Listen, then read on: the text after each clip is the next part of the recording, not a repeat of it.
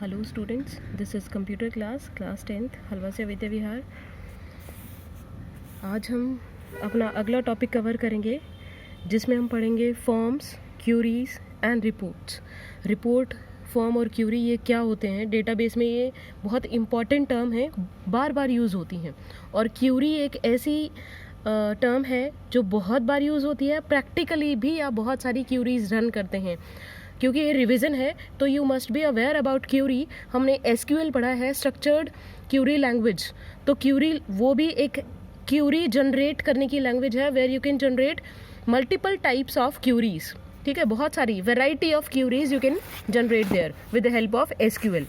तो क्यूरी होती क्या है? What is Curie? क्यूरी एक ऐसी स्टेटमेंट है बेटा जो डेटा को, जो किसी डेटाबेस पे रन होती है और उसको फिल्टर आउट करके डिजायर्ड रिजल्ट निकालती है। फिल्टर करने का मतलब क्या होता है? जो नॉट रिक्वायर्ड डेटा है उसको पीछे छोड़ देना और जो रिक्वायर्ड डिटेल है सिर्फ उसी को एक्सट्रैक्ट करना, दैट इज फिल्ट्रेशन। ठीक है ना। अब बात कर रहे हैं हम डेटाबेस की। तो डेटाबेस में क्यूरी क्या है? एक ऐसी स्टेटमेंट जो आपके डेटाबेस पे रन होगी और वही चीज़ें आपको, वही डेटा आपको उसमें से एक्सट्रैक्ट करके देगी जो कि आपने उस क्यूरी की स्टेटमेंट में बता रखा है। क्यूरी जब आप प्रोवाइड करते हैं, जब आप रन करते हैं तो उसमें कोई क्राइटेरिया देते हैं, कुछ स्टेटमेंट, एक स्टेटमेंट है ये जिसमें आप क्राइटेरिया देते हैं कि मुझे ये डिटेल चाहिए। ठीक है, इस पर्टिकुलर की ये डिटेल चाहिए। तो वो जो आप क्राइटेरिया दे रहे हैं उसके बेसिस पे पूरे डेटाबेस को फिल्टर करता है और जो उस क्राइटेरिया को सेटिस्फाई करने वाला डेटा है उसको एज ए आउटपुट दे देता है। जैसे हमने स्टूडेंट टेबल का एग्जांपल किया था लास्ट वीडियो में। उस स्टूडेंट टेबल में मान लो मुझे क्लास 10 सेक्शन ए के वो बच्चों का नेम और उनका फादर फ़ोन नंबर चाहिए जिन के मार्क्स हैं वो 80% या अबाव हैं। ठीक है, हमारे पास जो स्टूडेंट टेबल थी वो इस तरह से थी। ये हमने लिया था स्टूडेंट 10। ठीक है, उसमें हमने लिया था उसमें एडमिशन नंबर था, ठीक है, रोल नंबर था, class, section, marks, phone number. ठीक है, ये डिटेल्स थी। मान लो ये डिटेल्स हैं, ये हमारी टेबल है। इसमें से मुझे अब, अच्छा, इसमें पूरी क्लास 10, वी हैव 5 सेक्शंस। तो सारे क्लास सेक्शन ए, फिर सेक्शन बी, फिर सेक्शन सी, सारे सेक्शंस के सारे स्टूडेंट्स का रिकॉर्ड यहाँ पे है। मान लो हमारे पास 500 स्टूडेंट्स हैं, हर सेक्शन में 100 स्टूडेंट। तो मुझे इसी क्लास का, जो ये हमारे पास क्लास ए की है इस टेबल में, मुझे सेक्शन ए के वो स्टूडेंट्स जिनके मार्क्स 80 या 80 से अबव हैं उनका मुझे सिर्फ नाम, उनका, अच्छा नेम नहीं लिया इसमें, नेम, उनका मुझे सिर्फ नेम और मार्क्स, ये 2 डिटेल चाहिए। So what I want the name and marks of those students who are admitted in section A, enrolled in section A and having marks 80%, 80 और above 80। ठीक है, above 80 और मार्क्स 80 और above 80। तो ये मेरा क्राइटेरिया हो गया। तो ये जो क्यूरी है जब ये इस डेटाबेस पे रन होगी, इस टेबल पे रन होगी, तब ये पहले तो सारे सेक्शन ए वाले देखेगी। ठीक है, ये स्टेटमेंट रन होगी तो कैसे प्रोसेसिंग होगी? All the students of section A will be extracted. उसमें से भी जिन के मार्क्स जो फील्ड है उसमें वैल्यू 80 या अबाउ 80 है उनको एक्सट्रैक्ट करेगी। फिर वो रिकॉर्ड्स एक्सट्रैक्ट कर लिए जिसमें सेक्शन ए है, सेक्शन के फील्ड में वैल्यू ए है, मार्क्स के फील्ड में वैल्यू 80 या अबाउ 80 है। और उसमें से, उन रिकॉर्ड्स में से, मान लो ऐसे 5 रिकॉर्ड थे तो ऐसे 5 रिकॉर्ड्स निकाले, उनमें से सिर्फ उन रिकॉर्ड्स का नेम और फ़ोन नंबर निकाल के आपको एज ए आउटपुट दे देगी। तो इस तरह से फिल्ट्रेशन हुआ based on the criteria that you specified, that section should be A and marks should be above 80%। ठीक है, तो ये इस तरह की जो स्टेटमेंट होती है वो क्यूरी कहते हैं उसको। वो क्या काम करती है? फिल्टर आउट करती है डेटा को based on the criteria provided by user ने जो क्राइटेरिया प्रोवाइड किया। जैसे हमने यहाँ क्या क्राइटेरिया दिया कि सेक्शन उसका ए होना चाहिए और मार्क्स उसके 80 से अबव होने चाहिए। क्राइटेरिया हम देते हैं वो फील्ड्स की वैल्यूज़ पे देते हैं कि इस फील्ड की वैल्यू इस तरह की होनी चाहिए और इस फील्ड की वैल्यू इस तरह की होनी चाहिए। तो ये क्राइटेरिया, उस क्राइटेरिया के बेसिस पे वो फिल्टर आउट करेगा रिकॉर्ड्स को। उसके बाद उन रिकॉर्ड्स की आपको क्या डिटेल चाहिए, आपको सारी डिटेल चाहिए तो वो सारी फील्ड की वैल्यू दे देगा। मतलब मान लो 5 रिकॉर्ड ऐसे थे जो दोनों क्राइटेरिया को सेटिस्फाई कर रहे थे, तो 5 रिकॉर्ड्स आपको पूरे चाहिए, या उन 5 रिकॉर्ड में से आपको कुछ इन्फॉर्मेशन चाहिए। जैसे इस केस में हमें चाहिए था सिर्फ नेम और फ़ोन नंबर, तो वो दे दिया, ठीक है ना। तो it will filter out the database for the details that you require based on the criteria specified by you or user, you can say. So that is query. मेरे ख्याल से समझ आ गया होगा। A query is a statement that gives you filtered data according to the condition or you can say criteria and specification specified by user. उसके बाद आता है फॉर्म्स। फॉर्म क्या होते हैं, आपने देखा होगा अगर आपने ऑनलाइन फॉर्म फिल किया है या वैसे आपने हार्ड कॉपी देखी हो किसी फॉर्म की, तो इस तरह से होता है ना, जैसे यहाँ पे लिखा है नेम, ये लेबल होता है और उसके बाद यहाँ एक बॉक्स होता है जहाँ नेम आप एंटर करते हैं। फिर मान लो एज पूछा है या डेट ऑफ बर्थ पूछा है, कोई भी, तो इनको हम बोलते हैं लेबल। ये लेबल होते हैं। और ये जो इस तरह के बॉक्स होते हैं इनको बोलते हैं हम टेक्स्ट बॉक्स, जहाँ पे आप कोई भी टेक्स्ट इन्फॉर्मेशन डालोगे, ठीक है। इसी तरह से आप अपनी जो टेबल है, टेबल के ऊपर भी फॉर्म बना सकते हैं। ये हम प्रैक्टिकली भी करेंगे। टेबल के ऊपर आप फॉर्म बना सकते हैं। वो फॉर्म क्या करेगा, ये जो फील्ड्स नेम है ना, फील्ड के नेम, वो बन जाएंगे आपके लेबल इस तरह के। और उसके बाद टेक्स्ट बॉक्स, उनके सामने होंगे टेक्स्ट बॉक्स, और उस टेक्स्ट बॉक्स में एक बार में एक ही रिकॉर्ड की वैल्यू दिखाएगा। मान लो इसका मुझे फॉर्म बनाना है, इस टेबल पे मैं फॉर्म जनरेट करूं, तो इस तरह का फॉर्म होगा। उसमें बहुत सारे लेआउट होते हैं बेटा। लेआउट आप चूज़ कर सकते हो किसी भी तरह का। लेआउट मतलब किस तरह से ये फील्ड और लेबल्स जो हैं, ये लेबल और ये टेक्स्ट बॉक्स किस तरह से अरेंज किए गए हैं with in this form. So that is layout. वो अलग अलग हो सकता है। मान लो मैंने लिया एडमिशन नंबर, उसके बाद नेम, उसके बाद है आपका रोल नंबर, उसके बाद मैंने लिया है क्लास, फिर मैंने लिया सेक्शन, फिर लिया मार्क्स और फिर लिया फ़ोन नंबर। ये मैंने ये जो लेबल और टेक्स्ट बॉक्स है, इस फॉर्म में मैंने किस ढंग से ऑर्गेनाइज किए हैं, ये लेआउट होता है। इसकी बहुत सारी चॉइस होती हैं, वो कोई भी आप चूज़ कर सकते हो जब बनाओगे प्रैक्टिकली। ये फॉर्म बन गया। अब ये जो फॉर्म है, ये एक बार में इस टेबल का एक ही रिकॉर्ड शो करेगा पूरी स्क्रीन पे आपको ये दिखेगा। और इस स्क्रीन पे ये जो फील्ड्स, ये फील्ड्स के नाम हैं। एक बार में किसी एक ही रिकॉर्ड की सारी इन्फॉर्मेशन दिखा सकते हैं ना। मान लो पहला जो रिकॉर्ड है वो ये है कि एडमिशन नंबर 1100, नेम है उसका XYZ, रोल नंबर 1 है, फ़ोन नंबर कोई पर्टिकुलर फ़ोन नंबर है, मार्क्स उसके 90 हैं और सेक्शन A है और उसके क्लास 10 है। So this is a form. A form displays one record at a time. उसके साथ साथ कुछ और भी बातें हैं। फॉर्म के लास्ट में आपको कुछ कंट्रोल्स दिखेंगे। यहाँ पे एक ये आपने इनका ये इस तरह की चीज़ें देखी होंगी। आपने म्यूज़िक प्लेयर में तो ज़रूर देखी होंगी, या ये कोई पिक्चर मैनेजर आपने देखा हो, उसमें होंगी। नाउ दिस इज शोइंग, जैसे ही आप क्रिएट करते हो तो ये पहला रिकॉर्ड आपको शो करता है। अगर आप इस पर क्लिक करोगे it will show the next record, सारी डिटेल नेक्स्ट रिकॉर्ड की। फिर आपने किया नेक्स्ट रिकॉर्ड, मान लो आपके पास 10 रिकॉर्ड्स हैं, तो ये दिखाएगा भी कि 10 रिकॉर्ड्स हैं और करंटली आप फर्स्ट रिकॉर्ड पे हो, तो 1 of 10 ये दिखाएगा कि this is first record out of 10 records. ठीक है, तो टोटल नंबर ऑफ रिकॉर्ड्स और करंट रिकॉर्ड बीइंग डिस्प्लेड वो भी दिखाता है। फिर आपने नेक्स्ट कर दिया यहाँ पे, इससे आप नेक्स्ट कर सकते हैं, इससे प्रीवियस, इससे फर्स्ट, बिल्कुल पहले वाले पे चले जाओगे, इससे लास्ट वाले पे चले जाओगे। ठीक है, उसके बाद सेकंड पे गए तो ये दिखाएगा 2 of 10, यानी 10 out of 10 record it is showing the second one. फिर नेक्स्ट पे किया तो थर्ड। इस तरह से आप कोई भी रिकॉर्ड डिस्प्ले करवा सकते हैं। उसके साथ साथ मान लो मैं ये थर्ड रिकॉर्ड देख रही हूँ, this is record 3rd of 10th। ठीक है, इसमें मेरे को ध्यान आया कि उसका फ़ोन नंबर है, इस पर्टिकुलर रिकॉर्ड का फ़ोन नंबर चेंज हो गया है, तो मैं यहाँ पे चेंज कर दूँ। मैंने मान लो यहाँ पे 0 था, उसका 2 हो गया है और ये 3।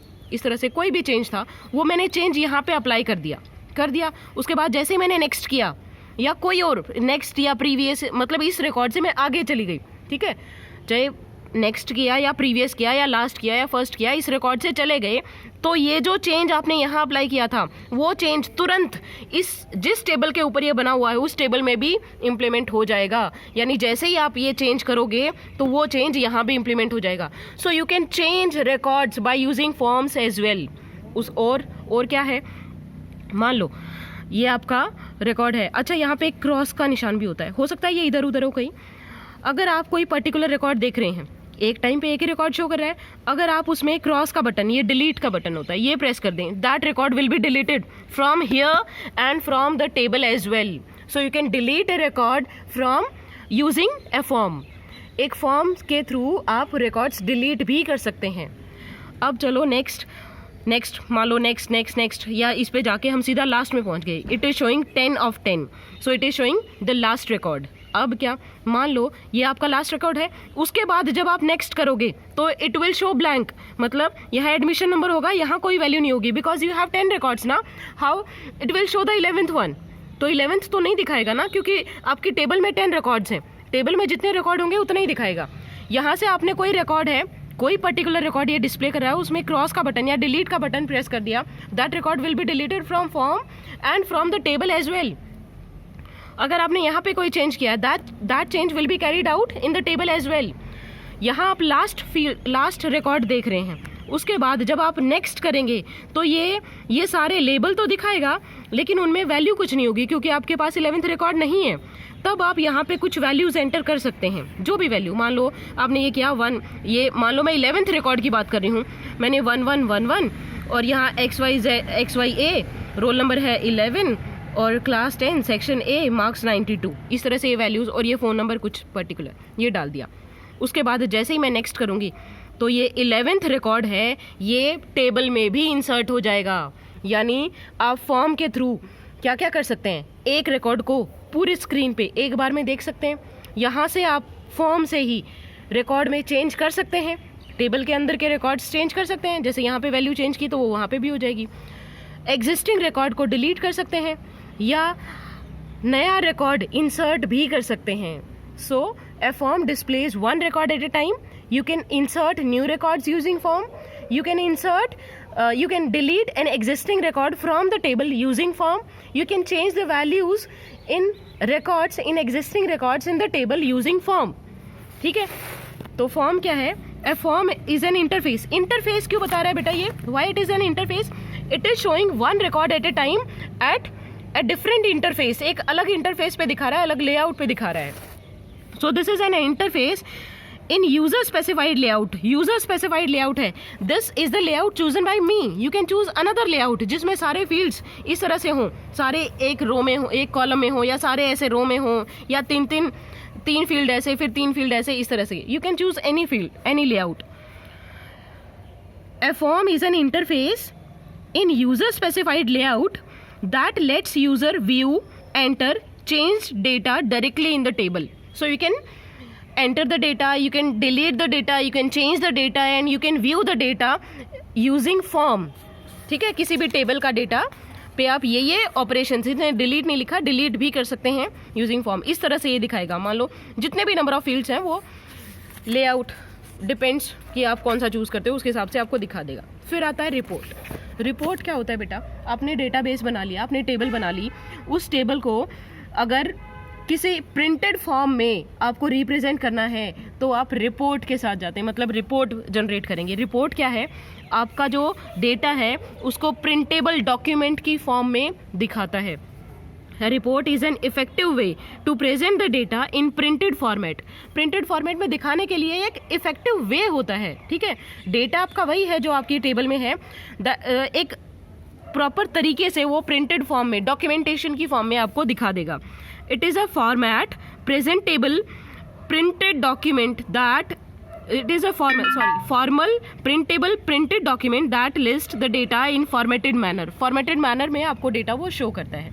ठीक है, तो ये था ये 3 डेफिनेशन. ये 3 इंपॉर्टेंट डेफिनेशन है जो बहुत बार पूछी जाती हैं. उसके बाद नेक्स्ट आता है डिजाइनिंग अ डेटाबेस. मान लो आपको एक प्रॉब्लम दी गई है कि आपको एक ऑर्गेनाइजेशन दे दिया, एक फर्म दे दिया कि ये फर्म है, इसका ये सारा डाटा है, आपको डेटाबेस बनाना है. क्या करोगे आप? किस तरह से डेटाबेस बनाओगे? How will you create a new database from scratch, from starting, from zero से या स्टार्टिंग से आप कैसे डेटाबेस बनाओगे. There are certain number of steps that you will follow and you can create a database step by step. सबसे पहले क्या करोगे आप पर्पस आइडेंटिफाई करोगे कि किसके लिए आप डेटाबेस बना रहे हैं. You will determine the purpose of database. क्या पर्पस है? आप स्कूल का डेटाबेस बना रहे हैं, आप किसी हॉस्पिटल का डेटाबेस बना रहे हैं, आप किसी लाइब्रेरी का डेटाबेस बना रहे हैं. So what is the purpose of creating a database. ठीक है. उसके बाद है determine the number of tables. मान लो हम स्कूल का डेटाबेस बना रहे हैं, वो समझना आसान है क्योंकि वो आप से रिलेटेड एग्जाम्पल है. स्कूल का डेटाबेस बनाएंगे तो हम सबसे पहले सोचेंगे हमें टेबल कौन सी चाहिए. मान लो मुझे चाहिए एक एडमिनिस्ट्रेटिव स्टाफ टेबल, एक टीचिंग स्टाफ टेबल, एक नॉन टीचिंग स्टाफ टेबल, एक आपकी HR डिपार्टमेंट की स्टाफ टेबल, HR टेबल, और उसके बाद एक होगी हमारी स्टूडेंट टेबल जिसमें के स्कूल के सारे स्टूडेंट डिटेल. मान लो हम ले रहे हैं स्टूडेंट डिटेल नाम की एक टेबल जिसमें स्कूल में अगर 2000 स्टूडेंट्स हैं तो सबकी डिटेल्स, क्या क्या डिटेल्स वो हम बाद में सोचेंगे. पहले हमें ये देखना है कौन सी table. Teaching staff table, non teaching staff table, administrative staff table, student table, फिर 134A टेबल, फिर van transportation table, expenditure table. मान लो ये हमारी टेबल्स थी. ठीक है. उसके बाद हमने सारी टेबल्स आइडेंटिफाई कर ली, ये टेबल्स की हमें ज़रूरत पड़ेगी. उसके बाद नेक्स्ट आता है हर टेबल में आपको कौन सी डिटेल्स डालनी है. लेके चलते हैं स्टूडेंट डिटेल टेबल. हमने एक माना था ना कि एक स्टूडेंट टेबल है, तो स्टूडेंट टेबल में आपको स्टूडेंट्स की क्या क्या इन्फॉर्मेशन चाहिए वो इन्फॉर्मेशन फील्ड के तौर पे आप स्टोर करोगे. Identify fields in each table. Determine the fields you need in each table. जैसे स्टाफ टेबल में आपको स्टाफ की क्या क्या इन्फॉर्मेशन चाहिए, ऐसे ही मान लो एजुकेशनल क्वालिफिकेशन चाहिए, एक्सपीरियंस चाहिए, नंबर ऑफ पेपर्स पब्लिश्ड चाहिए, या इस तरह से कोई एक API स्कोर होता है, API स्कोर चाहिए, कौन सी इन्फॉर्मेशन चाहिए, डिपेंडेंस चाहिए, एड्रेस चाहिए. ठीक है. ऐसे ही स्टूडेंट की क्या क्या डिटेल्स चाहिए आपको. स्टूडेंट का नाम चाहिए, रोल नंबर चाहिए, पास्ट स्कूल चाहिए. ठीक है. उसका एडमिशन नंबर चाहिए, उसका परसेंटेज चाहिए, उसका मान लो हम एक ग्राफिकल उसका रिकॉर्ड भी रख रहे हैं कि जो उसका पीछे का रिकॉर्ड है वो कैसा है ग्राफिकल फॉर्म में, वो भी हम रख रहे हैं. या उसकी स्पोर्ट्स एक्टिविटीज़ हैं वो स्पोर्ट्स पार्टिसिपेटेड इन वो भी चाहिए. उसका आधार नंबर चाहिए, उसका बैंक अकाउंट चाहिए, उसका ब्लड ग्रुप चाहिए. ठीक है. कैटेगरी चाहिए. तो कौन सी इन्फॉर्मेशन चाहिए वो फील्ड्स के तौर पे आप स्टोर कर लेंगे. उसके बाद आता है फील्ड्स हमने आइडेंटिफाई कर लिए. उसके बाद हम ऐसे फील्ड्स आइडेंटिफाई करेंगे जो हमारी की, हमने लास्ट वीडियो में पढ़ा था की, हमारी की बन सकें, प्राइमरी की, alternate key, foreign key. So now we will find the fields having unique values. तो यूनिक वैल्यू वाले फील्ड को हम क्या बोलेंगे? Key. So next step is to identify primary की.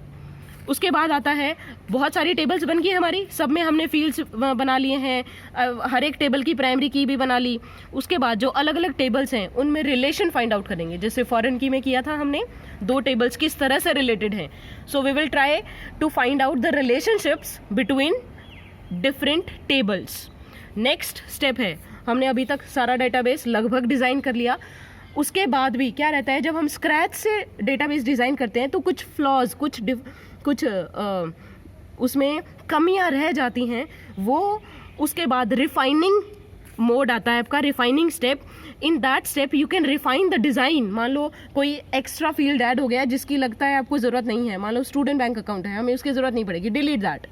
कोई ऐसी डिटेल रहेगी जो आपको लेनी चाहिए थी, आपने ली नहीं, ऐड दैट डिटेल. ठीक है. तो next step is to refine the look at the design of the database carefully and refine that design. उसके बाद फाइनल आपका डेटाबेस तैयार, जो डिज़ाइन है वो तैयार है. Now start filling the data in that database. अब अभी तक हमने सिर्फ टेबल्स तैयार की हैं, उनमें फील्ड डाले हैं, उनमें प्राइमरी की आइडेंटिफाई की है, उसका डिज़ाइन पूरी तरह से देख लिया, बिल्कुल परफेक्ट है. अब हमें डेटा डालना है, एक्चुअल डेटा.